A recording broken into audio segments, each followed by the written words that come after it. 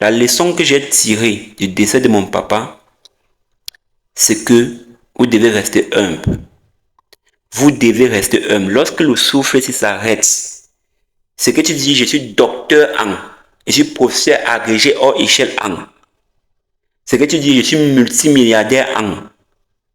Ça ne représente plus absolument rien. Tu es couché comme ça, on ne sait plus si tu étais milliardaire ou pas. Et j'ai compris qu'il faut être humble dans la vie.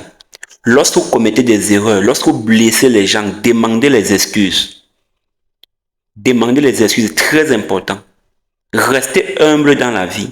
N'utilisez pas votre pouvoir, votre autorité, votre niveau, votre statut social pour humilier les moins forts que vous. Ne le faites pas. Parce que lorsque la mort arrive, ça ne connaît pas que tu es milliardaire. Quand la mort arrive, ça ne va pas connaître que moi, KMCG, je suis auteur de ressources personnes optimisées ou de mes 75 aller des routes vers la ressource durable. Non, ça ne connaît plus ça.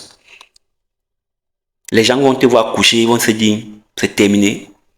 C'est pas lui qui gonflait là. C'est pas lui qui disait qu'il a 50 voitures. Soyez humble. Aidez ceux que vous pouvez aider. Aidez ceux qui sont réellement dans le besoin. Parce que j'ai compris que la finalité dans la vie, lorsqu'on parvient à satisfaire ses besoins et qu'on peut apporter un plus à l'autre, il faut le faire. Il faut le faire. Moi, je n'ai pas grand chose. Il m'arrive parfois des scolaires en ligne. Je vois un cas social où on dit qu'on a besoin de. Je prends mon téléphone, je regarde le peu d'argent qu'il y a à l'intérieur, je fais un petit dépôt. C'est symbolique, mais dans l'univers, ça représente une grande chose. Parce que je le fais de façon désintéressée. Il ne connaît pas la personne, on va peut-être jamais se voir. Soyez humble. Soyez humble. Une autre leçon que j'ai tirée, c'est la douleur. La douleur des regrets. Parce que si vous avez vos parents aujourd'hui qui vivent, rappelez-leur.